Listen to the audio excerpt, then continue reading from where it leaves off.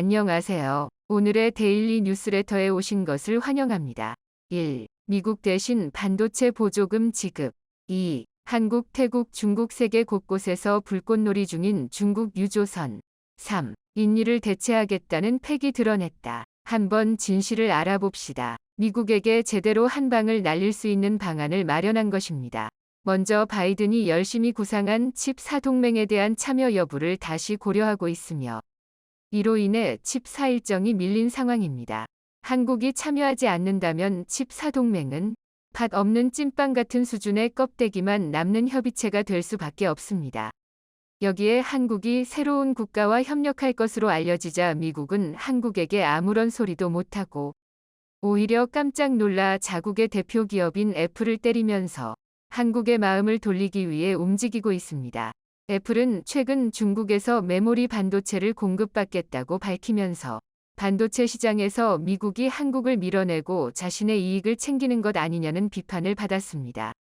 미국 정부는 중국산 원자재가 하나라도 들어간 제품은 용서하지 않겠다고 했는데 대표 기업이라는 애플은 중국산 반도체를 사용하는 것도 모자라 기술 이전까지 약속했기 때문입니다. 그런데 한국이 강경한 태도를 보이면서 미국 의회에서 애플에게 불장난을 멈추라고 경고를 날리는 등 미국의 태도가 감지되고 있습니다. 지금까지 동맹이라는 이유로 미국의 정책에 적극 협력하던 한국이 스스로의 이득을 찾겠다고 선언하고 미국의 뺨을 제대로 때리기 시작한 상황입니다. 러몬도 미국 상무장관은 대만 글로벌웨이퍼스가 한국에 투자하겠다고 준비한 7조 원을 미국으로 빼돌렸다며 자랑스럽게 말했습니다. 그러면서 러몬도 상무장관은 WSJ 과의 인터뷰에서 우리가 중국과 경쟁하기 위해 할 수 있는 가장 중요한 일은 미국에서의 투자라며 미국이 핵심 광물, 전기차 배터리, 반도체, 인공지능, AI 등 특정 기술 분야를 지배할 필요가 있다고 말했습니다. 이는 바이든의 행동과 더불어 한국 국민들의 분노를 사기에 충분한 발언이었습니다. 바이든은 막대한 투자를 약속한 현대차의 전기차를 보조금에서 제외한 데 이어 삼성전자를 비롯한 반도체 기업들에 대한 보조금을 회수하겠다고 협박에 나섰습니다. 한국 기업에게서 투자를 약속받고는 뒤통수를 때려버린 것입니다. 이런 미국의 태도에 한국도 가만히 있을 수만은 없습니다. 실제로 한국의 움직임이 확인되고 있는데 바이든이 야심차게 추진한 반도체 공급망 협의체, 일명 칩나 동맹 회의 일정이 미뤄진 것으로 알려졌습니다. 당초 미국 정부는 칩4 회의를 5일 전후에 개최하려고 추진했었지만 일정이 미뤄졌을 뿐 아니라 확정되지 않은 것으로 확인됩니다. 칩4는 반도체 공급망의 협업을 확대, 강화하기 위해 바이든 행정부가 주도적으로 추진하는 협의체로 반도체 개발과 생산 분야 등을 선도하고 있는 한국과 대만, 일본이 참여 대상입니다. 한국 정부에서는 출장 등으로 대면 회의를 개최하기 위한 참가국 대표단 간 일정 조율에 어려움을 겪고 있다고 설명했지만 실제로는 인플레이션 감축법 IRA에 따른 한국산 전기차 차별 등의 문제가 해결되지 않았기 때문입니다. 회의 연기 이유에 대해서 외부적으로는 미 국무부의 담당 실무진이 오는 8일부터 LA에서 열리는 IPEF 장관급 회의에 출장을 가기 때문이라는 것을 내세우고 있습니다. 그러나 일각에선 IRA에 따른 한국산 전기차 차별 문제가 부각되면서 미국에 대한 한국 내 부정적인 여론이 일고 있는 상황이 영향을 미치고 있는 게 아니냐는 관측이 나오고 있습니다. 미국의 한국산 전기차 차별 문제를 두고 한국 내에서 뒤통수를 맞았다, 듬에 칼을 꽂았다 듬에 격감된 반응까지 나오고 있기 때문입니다. 이런 반응에 대해 미국은 매우 놀랍다는 뜻을 밝혔는데 놀라기는 이릅니다. 한국이 칩나 동맹 대신 인도와의 협력에 나설 가능성이 제기되고 있기 때문입니다.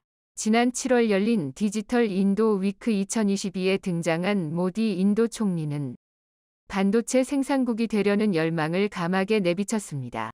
이는 더 이상 반도체 소비국만으로 머물지 않겠다는 선언이기도 했습니다. 최근 인도 정부는 반도체 관련 투자를 아끼지 않고 있습니다.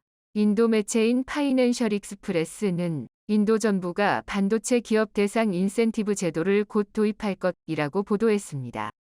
인센티브 제도를 통해 글로벌 기업의 참여를 유도하는 게 목표로 모디 정부가 내걸은 인센티브는 약 100억 달러에 달합니다. 이를 통해 중국을 탈출한 기업들이 반도체 팹 실험실을 인도에 만들도록 유인하고 있습니다. 인도는 반도체 소비국에 불과하지만 최근 미국을 중심으로 반도체 공급망에서 중국을 분리하려는 움직임이 보이자 기회를 잡았다고 판단했습니다. C19 팬데믹, 그리고 중국의 엄격한 봉쇄는 전 세계 반도체 공급의 병목 현상을 가져왔습니다. 각국 정부와 기업은 대체지를 찾고 있는데 인도가 거기에 손을 들고 나선 것입니다. 인도의 목표는 향후 3에서 4년 뒤 전자제품 제조 규모를 3천억 달러로 끌어올리는 것인데 여기에 반도체는 매우 중요한 역할을 합니다.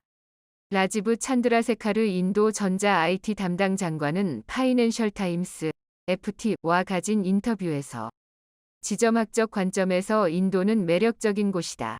우리는 반도체 시장에서도 점점 큰 소비자가 되고 있다. 고 말했습니다.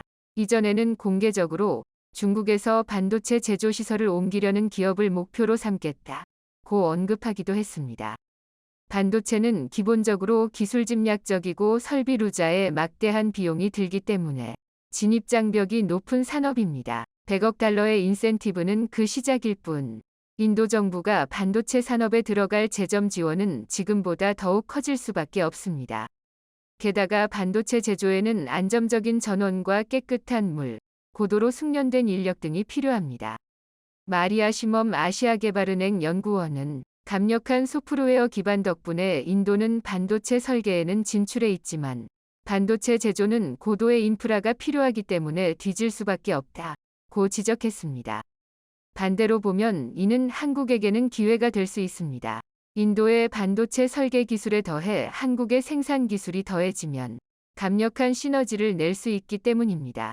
우리에게 익숙한 마이크로소프트, MS, IBM, 알파벳 등 대표 IT 업체들의 최고 경영자, CEO는 모두 인도계입니다.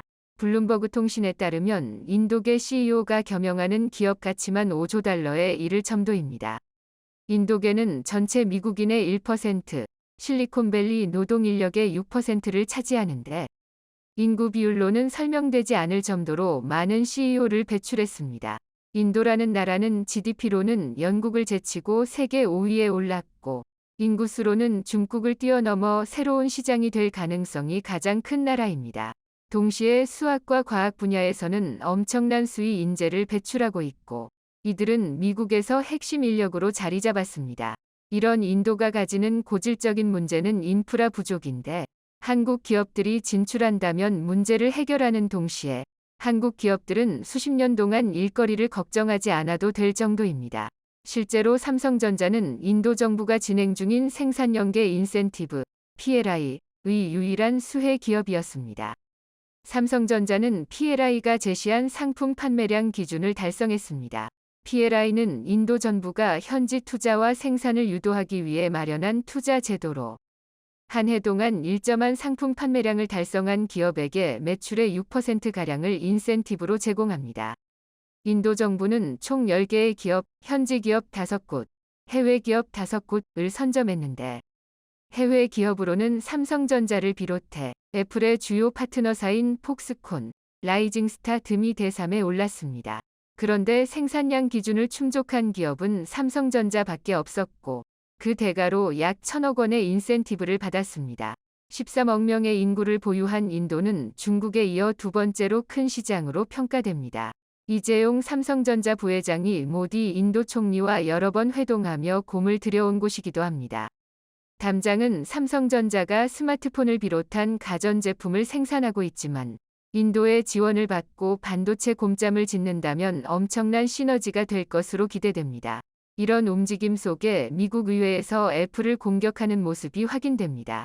애플이 중국 국영 반도체 기업 YMTC와 양쯔 메모리 거래한다는 보도가 나오며 미국이 중국을 공격한다는 대의 명분을 앞세우고 있지만 실제로는 한국을 견제하기 위해서라는 이야기가 점점 커지고 있기 때문입니다. 11일 미국 뉴욕포스트 등에 따르면 최근 애플이 신제품 아이폰 14의 YMTC에서 생산한 낸드 플래시 메모리 칩을 탑재할 계획이라는 보도가 나오자 미국 의원들이 애플을 겨냥해 비판을 쏟아내고 있습니다. 마르코 루비오, 고마담, 미국 의회 상원 전보위원회 부위원장은 애플이 불장난하고 있다. 며 만약 애플이 더 진전시킨다면 연방정부로부터 전례 없는 조사를 받게 될 것이라고 경고했습니다. 그는 중국 공산당에 기대어 영업하는 중국 회사가 미국 통신망과 미국인 수백만 명의 아이폰에 들어오도록 내버려 둘 수 없다. 고 입장을 밝혔습니다. 중국의 반도체 기술을 대변하는 업체인 YMTC를 겨냥한 미국 의회의 견제는 이번이 처음이 아닙니다. 루비오 의원, 척 슈머 민주당 상원 원내대표, 마크 워너 민주당 상원의원, 존 코닌 공화당 상원의원 등은 올해 7월 러몬도 산무장관에게 규제를 촉구했습니다. 이들은 담시 서한에서 중국 반도체 업체가 국가안보에 점점 큰 위협이 되고 있다며 YMTC를 수출 규제 블랙리스트, 엔터티 리스트에 올리라고 요청했습니다. 그런데 애플은 YMTC와 거래를 발표해버린 것인데 이는 상무부가 제대로 일을 하지 않았다는 것을 알 수 있습니다. 앞서 러몬도 상무장관이 한국으로 가려던 반도체 투자를 가로챘다며 환호한 일이나 YMTC에 대한 견제가 이뤄지지 않고 오히려 애플과의 거래가 발표된 점 등을 고려하면 미국의 진짜 목표는 중국이 아니라 한국이 아닌가라는 생각을 할 수밖에 없습니다. 결국 이런 상황에서 한국 역시 스스로를 지킬 방법을 마련해야 하며 인도와의 협력은 미국의 견제를 회피하는 동시에 중국을 대신할 새로운 시장을 개척하는 방법이 될 수 있습니다. 연일 동맹의 신뢰를 잃고 있는 바이든 대통령에게 한국의 힘을 제대로 보여줘야 할 것으로 보입니다. 중국이 또 미친 짓을 시작했습니다. 새해맞이 불꽃놀이도 아니고 최신 선박들이 통째로 펑펑 터지기 시작한 것인데요. 중국산은 폭탄 빼곤 다 잘 터진다는 말이 아무래도 사실인 것 같습니다. 그런데 얼마 전 서해 인근에서의 일주일 간격으로 중국 배들이 일제히 터져나가기 시작하자 중국 조선업계에 비상등이 켜졌습니다. 그리고 반대로 한국에는 의외로 쏠쏠한 반사이익이 점쳐지고 있는데요. 최근 세계 시장 경제에서는 신뢰가 가장 핵심적인 키워드로 여겨지고 있습니다. 거대 계약으로 엄청난 금액이 오가는 만큼 이는 어찌 보면 당연한 이야기인데요. 신속한 납기, 높은 품질을 자랑하며 세계 시장에서 두각을 나타내는 한국만 보더라도 신뢰가 국제사회에서 얼마나 중요한지는 자명합니다. 그런데 정말 한국과 대조적인 노선을 걷는 나라가 있습니다. 바로 중국인데요. 중국은 시종일관 자본력과 인력을 앞세워 시장 장막을 위해 노력해왔습니다. 그리고 단기적으로 봤을 때 이는 꽤 훌륭한 전략이었는데요. 실제로 얼마 전 영국 조선해운시황 전문기관인 클락슨 리서치가 믿기 힘든 통계 자료들 공개해 그것은 중국 조선소들이 한국의 조선소를 제치고 수주 1위를 달성했다는 내용이었는데요. 한국 조선업계의 지난해 수주 실적은 289척 1,627만 CGT로 전 세계 말주 물량의 38%를 차지하며 2018년에 기록한 38% 미후 최대 수주 점유율을 기록했지만 중국이 멈청난 자본력을 앞세워 한 해 728척 2,082만 CGT를 수주하며 점유율 48%로 수주 1위에 올랐습니다. 일부 전문가들은 한국이 고부가 친환경 선박 분야에 발주가 많았고 해당 분야에서 높은 기술 경쟁력을 가지고 약진한 결과로 평가했지만 전체 점유율에서 되찾으면 장기적으로 봤을 때 중국에게 조선강국 타이드를 넘겨줘야 하는 상황이 올 수도 있다고 전망했습니다. 그런데 얼마 전부터 맹렬한 중국의 기세가 꺾이면서 대반전 상황이 시작됐습니다. 중국 조선소가 부족한 기술력으로 세계 시장에서 점유율만 가져오고자 값싸고 문제가 많은 배들을 붕어빵처럼 찍어내는 바람에 여기저기서 문제가 터지기 시작한 것인데요. 얼마 전 서해 한반도 인근 앞바다에서 중국 유조선의 폭발 사고가 발생했었죠. 그런데 일주말 만에 태국에서 중국이 만든 유조선이 또다시 폭발하는 사고가 발생했습니다. 중국 관영 매체 보도에 따르면 개에는 16명이 선원이 탑승했으며 쪽발로 최소 3명이 운명을 달리했을 정도로 사고 규모가 컸는데요. 폭발로 인해 7명이 실종됐고 5명이 다쳐 병원으로 이송되었다고 합니다. 이에 중국 선박을 구매한 선사들의 신음이 멈추지 않고 있는데요. 태국 유명 매체 방콕포스트는 방콕에서 남서쪽으로 약 80km 떨어진 사무송크람주 무망지역 맥글론강 어귀에 정박 중이던 유조선에서 강력한 폭발음과 함께 배에 부서진 파편들이 주변으로 날아갔다고 밝히며 충격을 금치 못했습니다. 현장에 있던 한 구인부의 말에 따르면 마치 배에서 핵폭탄이 터진 듯했다고 당시들 설명했는데요. 해당 사고로 운명을 달리한 중국 선원이 500m 나 떨어진 곳에서 발견됐을 정도로 그 쪽발의 위력은 대단했습니다. 또한 반경 수킬로미터 지역에서도 중국 유조선의 폭발음이 들렸고 시커먼 연기가 치솟았으며 사고 함구 인근 주택들의 유리창이 깨지는 이 사고로 인해 태국 소방차 4대, 소방점 2척 등이 출동해 진화에 나섰으며 태국 소방당국은 약 3시간 만에 가까스로 진화에 성공했습니다. 사고를 당한 중국 선박의 재화 중량 톤수는 무려 6,500T이었으며 정기적인 유지보수 작업 중이었던 것으로 밝혔는데요. 태국 소방당국은 이번 화재 원인에 대해 선체를 수리하기 위해 용접 작업을 수행하는 동안 누유된 연료에 불꽃이 튀면서 폭발한 것으로 추정했습니다. 그런데 해당 소식을 접한 전문가들은 경악을 금치 못했습니다. 선박에서 폭발을 일으킬 정도로 많은 양의 연료와 유증기가 샌다는 것은 사실상 유조선이라 부르기 민망할 정도이며 차라리 폭탄이라고 해야 할 정도이기 때문인데요. 해당 사건은 외신들이 집중 조명하며 중국 조선 기술이 얼마나 낮은가를 보여주는 사례가 됐습니다. 그런데 정작 중국 언론 매체들은 태국에서 발생한 유조선 사고에 대해 국적과 선사, 건조한 조선소에 대한 정보를 일절 차단하는 등 치졸한 술수로 사고 원인을 회피하려 하고 있습니다. 태국 현지 언론과 해외 언론에 따르면 이번에 사고가 난 배의 이름은 스무스 C-22였는데요. 태국의 한 선사가 구입해 유조선 사업을 운영해왔다고 밝혔습니다. 그런데 사실을 좀 더 파헤쳐 보니 충격적인 결과가 나왔는데요. 해당 선사가 구입하기 전 유조선의 이름은 참신 1호로 중국 푸젠성의 조선소에서 2018년 10월에 건조된, 그런데 더 가관인 건 따로 있었습니다. 해당 사고 이후 태국 선사 측에서는 피해 복구를 위한 보험금을 수령하려 했는데요. 국제해사기구 IMO에서 태국 사고 유조선의 IMO 번호를 돌연 취소해버렸습니다. 취소 사유는 더 가관인데요. 사고 선박의 설명이 잘못돼 고유식별 번호가 잘못 발급됐다는 것입니다. 사고 선박은 중국 기업이 태국 선사에 팔 때 2018년에 건조된 선박이라고 했지만 조사 결과 1986년에 건조된 고령의 선박으로 밝혀졌는데요. 즉 중국이 태국 선사에 비싸게 팔 심산으로 문서를 의조해 완전히 신형 선박 것처럼 사기를 친 것입니다. 더군다나 2021년 유엔 안전보장이사회 보고서에 따르면 중국에서 만들어진 그 선박은 신원 세탁 사기에 연루된 것으로 밝혀졌는데요. 결국 이번 사고를 통해 그 실마리가 드러나 발각된 것이죠. 중국의 이런 사기 행각들이 수면 위로 올라오면서 현재 거래되고 있는 중국의 신형 선박들이 사실 구형 선박일 가능성이 높다고 조사 당국은 밝히고 있는데요. 특히 중국에서 도입한 선박들이 유독 바다 위에서 말썽을 많이 일으키는 것만 보더라도 조사 당국의 주장에 힘을 보태주고 있는 상황입니다. 그런데 상황이 이렇게 되자 자본력과 인력을 통한 저가수주로 해운 시장을 장악하던 중국 조선업계가 전 세계의 외면을 받기 시작했습니다.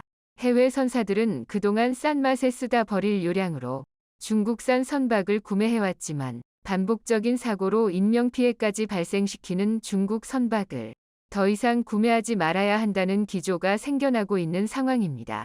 실제로 해당 사고를 기점으로 중국산 중고선의 거래 성사율이 12%에서 4%까지 급감하며 해외 선사들의 입장을 대변하기도 했는데요. 반대로 주목을 받게 된 건 한국 중고선 시장이었습니다. 기존에도 중국산 중고선은 한국산 중고선에 비해 연비 성능이 크게 떨어지는 것으로 알려져 있었는데요. 품질에서도 많은 결함을 보이기 시작하자 특단의 결단을 내린 것이었습니다. 그런데 문제는 이런 기조가 비단 중고선 시장뿐만이 아니라 신규 선박 발주에도 영향을 미친다는 것입니다. 중국선 시장에서 중국 선박의 거래가 급감하고 있다는 것은 중국 선박에 대한 선호도가 크게 낮아졌다는 것을 말하기도 하는데요. 중국에 발주한 선박에 대한 계약 취소를 하는 선주들이 무후죽순 생겨나고 있는 상황입니다. 실제로 중국의 최대 민간 조선소인 룡성조선 역시 선박의 계약 해지가 급증했는데요. 최근 계약 해지 건만 29척에 육박하며 이후에도 추가 수주가 전혀 들어오지 않는 상황입니다. 룡성조선의 뒤를 잇는 양쯔장조선 역시 이미 14척의 벌크선이 계약 해지되었으며 해담 직원들은 추가 계약 해지를 막기 위해 고군분투하고 있는 것으로 알려졌습니다. 중국이 그렇게 자랑하는 내수시장으로 선박을 돌리면 되지 않느냐고 생각하실 수도 있지만 내수용 선박 또한 상황은 마찬가지입니다. 그들의 사기행각은 외국인 내국인을 가리지 않기 때문인데요.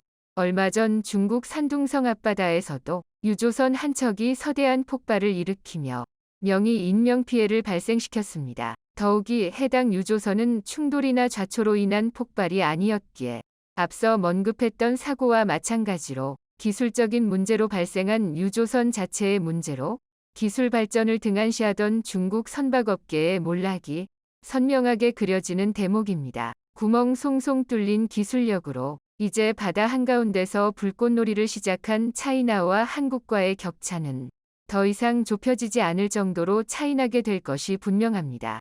최근 폴란드가 한국형 전투기 KF-21 사업에 인도네시아 대신 미납금 8천억 원을 대신 지불하고 지분을 인수하는 식으로 참여하겠다는 의사를 밝히자 인니에선 있을 수 없는 일라는 반응이 나오고 있다고 합니다. 실제로 인니 언론들은 폴란드가 KF-21 공동개발 참여 의사를 밝힌 것과 관련해 인니는 KF-21 사업에 최선을 다해 참여하고 있다면서 분담금을 내기 위해 고군분투하고 있지만 한국이 폴란드를 공동개발국으로 선택해 다른 나라와 손을 잡고 있다고 보도했는데요. 인니 매체는 한국이 폴란드를 끌어들이는 건 자유지만 인니가 갖고 있는 공동개발권을 함부로 빼앗아선 안 된다며 인니 조종사들이 KF-21을 타길 기다리고 있다고 밝혔습니다. 그러면서 인니는 한국에 분담금을 계속 보내고 있다며 KF-21 사업을 포기하는 일은 없을 것이라고 못 박았습니다. 그런데 인니 언론들은 현재 미납된 분담금에 대해서는 자세한 액수를 밝히지 않으면서 오로지 한국에게만 탓을 돌리며 눈속임을 했는데요. 그런데 이번에 인니에서 또 하나의 뒤통수가 나와 이제는 정말 인니를 봐줘선 안 된다는 반응이 쏟아지고 있다는데 KF-21 공동개발 사업을 포기하지 않겠다고 고집부리고 있는 인니가 최근 또 다른 한국과의 협력 사업인 잠수함 사업을 폐기하고 다른 나라에서 잠수함 도입을 추진하겠다는 소식이 전해져 충격이 더해지고 있습니다. KF-21 사업과 마찬가지로 수년간 끌어왔던 잠수함 사업에서 마침내 인니가 뒤통수를 제대로 치며 완전히 선을 넘어버린 겁니다. 앞서 2019년 대우조선해양과 인니는 1400T급 잠수함인 장보고함을 인니 측의 요구에 맞게 개량해 만든 DSME 1400 잠수함 계약을 체결했었는데요. 그마저도 계약 체결 이후 3년 넘게 표류 중이었는데 올해 초 1400T급 잠수함 3척을 건조하는 2차 사업을 추진하면서 사업에 숨통이 트이는 듯 했습니다. 하지만 인니는 2차 사업에 필요한 계약금을 납부하지 않았고 또 다시 답보 상태로 빠졌는데 이번에 우리와 맺은 잠수함 2차 사업을 해지하고 프랑스산으로 대체하겠다는 충격적인 소식이 전해진 겁니다.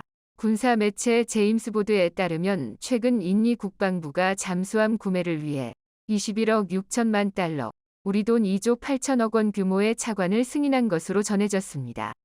이는 대형 재래식 잠수함 3척을 도입하고도 남는 큰 돈이라 사실상 대우조선해양의 DSM 2400 2차 사업은 물 건너간 것으로 확인됐습니다. 또 외신에 따르면 인니 국방부가 프랑스와 독일과 접촉하면서 잠수함 도입을 저울질하고 있으며 이 가운데 고성능 잠수함을 보유한 프랑스와 적극적으로 협상을 타진하고 있다는 소식이 들려왔는데요. 앞서 DSM 2400 잠수함은 인니 PT 8 조선소와 공동으로 건조 후 2026년 상반기까지 인니 해군 측에 인도한다는 구체적인 계획이 나온 상태였지만 일방적으로 인니가 뒤통수를 치고 만 겁니다. 이로써 아무런 문제 없는 한국산 잠수함의 성능과 운용 비용을 괜히 트집 잡던 인니의 행태가 그냥 있었던 건 아니었다는 사실이 드러나게 됐습니다. 더구나 올해 쓸 수 있는 가용 예산이 없어 안타깝게도 KF-21 미납금을 미뤄야 한다던 인니에게 또다시 막대한 돈이 생기게 된 것으로 이쯤 되면 인니와 맺은 방산협력을 모두 끊어내야 할 것으로 보입니다. 앞서 KF-21 미납금을 안 내던 인니는 프랑스 라팔 전투기를 갑자기 구입하는 등 비싼 전투기를 사들이기도 했는데요. 인니 국방부는 올해 2월 10조 원 규모의 채권을 발행해 즉 빚을 내서 프랑스의 신형 라팔 전투기 42대를 구입하기로 결정했다는 소식을 전해왔습니다. 외신에 따르면 일단 2026년에 신형 라팔 전투기 6대가 먼저 들어오기로 했는데 벌써부터 인니에선 라팔 전투기 조종사를 양성 중입니다. 심지어 여기에 더해 미국의 F-15도 도입을 추진하고 있는 중으로 인니 공군 관계자들이 미 국방부를 방문하는 등 사실상 확정 단계나 다름없는 상황입니다. 이런 가운데 폴란드가 인니가 미루고 있는 분담금을 대신 내고 KF-21 공동개발에 뛰어들겠다고 한 상황에서도 자신들의 권리만 찾고 여전히 돈은 내지 않는 인니의 뻔뻔하고 이중적인 모습에 기가 찰 따름인데요. 그런데 사실 KF-21 사업과 마찬가지로 잠수함 사업에서도 인니를 대체할 국가들이 많기에 우리로서는 아쉬운 상황은 아닙니다. 실제로 방산업계에 따르면 최근 캐나다 군 당국자들이 최근 대우조선해양을 비롯해 HD 현대 해군 잠수함 사령부에서 대한민국의 특수선 건조와 창정비 역량을 확인했습니다. 현재 캐나다는 빅토리아급 디젤 전기 추진 잠수함 대체 등 해군력 강화를 위한 프로젝트를 진행하고 있는데 3,000톤 이상급 잠수함을 8에서 12척 도입할 계획이라고 합니다. 방산업계에서는 이번 캐나다의 잠수함 도입 사업 규모만 25조 원, 후속 사업을 포함하면 최대 80조 원이 될 것으로 보고 있는데요. 캐나다 해군의 요구사항을 충족시킬 수 있는 잠수함은 한국의 도산 안창 5급과 일본 모델로 일본 잠수함과 경쟁할 가능성이 큰데 여러모로 우리가 다 이긴 싸움입니다. 도산 안창 5급 잠수함의 경우 이미 우리 해군이 운용하고 있어 성능이 입증됐으며 SLBM을 발사할 수 있는 데다 수직 발사관을 탑재한 세계 유일의 모델이라는 강점을 지닙니다. 또 캐나다 측에서도 한국이 필리핀 해군의 호세리자람을 인도하고 함정 전투 체계를 공급하는 등 글로벌 시장에서 브랜드 파워를 끌어올리고 있다는 점을 매력적으로 보고 있다고 합니다. 전투함 수출 경험이 전혀 없는 일본과 비교하면 그야말로 절대적 우위라고 할 수 있습니다. 특히나 이번 프로젝트에 관련된 웨인 에어 국방참모총장의 경우 놀랍게도 과거 한국에서 근무한 경험이 있어 우리에게 힘을 실어줄 것으로 보이는데요. 웨인 에어는 미군 출신이 아닌 유엔사 부사령관으로 한국에서 일한 최초의 인사로 한미동맹 친선협회로부터 예영수라는 이름을 받았고 경기도 평택시도 그에게 명예시민 자격을 부여하는 등 한국과 남다른 인연이 있습니다. 에어 대장이 잠수함 도입 사업에 강력한 드라이브를 걸고 있는 만큼 결과를 기대해봐도 좋을 것 같습니다. 여기에 더해 한국은 사실 캐나다까지 멀리 안 가더라도 동남아에서도 한국산 방산에 미쳐있는 국가가 있기에 걱정할 필요가 없는데요. 그리고 실제로 최근 필리핀이 2400T급 연안경비함 6척에 한화시스템이 자체 개발한 국산 함정 전투체계 CMS를 장착하기로 한 소식이 전해졌습니다. 수출 계약 규모는 2,950만 달러, 우리 돈으로 390억 원으로 현대중공업에서 건조하는 2,400톤급의 필리핀 연안 경비함 6척에 우리 기술이 또다시 장착되는 겁니다. CMS는 함정의 두뇌 역할을 하는 핵심 시스템으로 다양한 센서 무장 통신 체계를 통합해 전장 상황을 종합적으로 판단함으로써 최적의 임무 수행을 가능하게 하는 함정의 핵심 무기 체계입니다. 필리핀의 경우 남중국해 영유권 분쟁과 서태평양 군사적 긴장감이 고조되면서 이에 대응하기 위해 해군력 증강에 집중하고 있는데 한국이 필리핀 함정 전투 체계를 거의 독점하다시피 하고 있습니다. 실제로 이번에 한화시스템은 전술 정보를 실시간으로 공유하는 디지털 표준 통신 체계인 전술 데이터 링크도 함께 수출하기로 했는데 필리핀과 이번에 맺은 계약 규모만 총 460억 원에 달합니다. 이로써 한화시스템은 총 13척의 필리핀 함정에 CMS를 공급하게 됐는데요. 작년에 필리핀 초계함 2척의 국산 전투체계를 수출한 데 이어 2017년 수주한 2600T급 필리핀 호위함 2척의 전투체계 사업과 2019년 3척의 성능 개량 사업에 이어 필리핀 해군에만 4번째 수출을 하게 됐습니다. 그런데 필리핀 해군의 현대화 계획이 앞으로도 예정돼 있는 만큼 잠수함 고속정 대형 상륙함 등 신형 함정 도입 사업에서도 한국에게 또 다른 기회가 있을 것으로 보입니다. 전투함의 두뇌이자 신경망인 한국의 전투체계 기술이 그만큼 경쟁력이 있기 때문인데 전투체계야말로 고도의 기술로 꼽히는 전략기술이기에 다른 나라에서 쉽게 만들지 못할 뿐더러 한국 말곤 신뢰할 기술이 없는 상황이기 때문입니다. 그 외에도 대한민국은 해군의 전투력을 상승시킬 사업 진행하면서 기술 고도화를 이뤄내고 있는데요. 실제로 다음 달 7일 예정된 해양방위산업 전시회 마덱스가 다가오면서 현재 개발 중인 최신 국산 무기 체계들의 정보가 조금씩 공개되고 있는데 차세대 전투함 KDDX 위성능이 깜짝 놀랄 정도입니다. 방사청에 따르면 차세대 함정 KDDX는 시우스-2 근접 방어 시스템이 2km 함수에 추가로 설치되고 헬기를 수납하는 데 쓰이는 셔터 문이 2개로 나뉜 게 공개되는 등 최신 디자인이 공개되며 기술적 발전을 보여줬습니다. 이뿐 아니라 최근 방사청은 6,700억 원을 투입해 해군과 범상어 2차 사업을 추진하기로 하는 등 해군 전투력 상승을 위한 핵심 병기를 추가로 내놓겠다는 의지를 드러냈는데요. 해군 및 범상어 모두 작년 1차 양산을 통해 품질 인증 사격 시험과 야전 운용 시험을 성공적으로 마치고 전력화를 마무리했지만 2차 양산을 통해 공격 능력을 더 상승시키겠다는 겁니다. 방사청에 따르면 해군은 해군 호위함, 구축함 등의 함정에, 범상어는 해군 잠수함 장보고 2, 장보고 2에 탑재할 예정으로 이에 따라 근접 방어 능력과 원거리 공격 능력이 크게 향상될 것으로 보입니다. 이렇듯 대한민국 해군 기술력이 고도화되고 있는 만큼 이번에도 땅을 치고 인니가 후회할 한국의 가능성이 손을 잡지 높아 않은 보이는데요. 단호한 이제는 태도를 정말 보여야 인니와의 할 때인 방산협력에도 싶습니다. 영상이 도움이 되셨다면 구독과 좋아요 부탁드리며 오늘도 감사합니다. 최고로 멋진 하루 보내시길 바랄게요.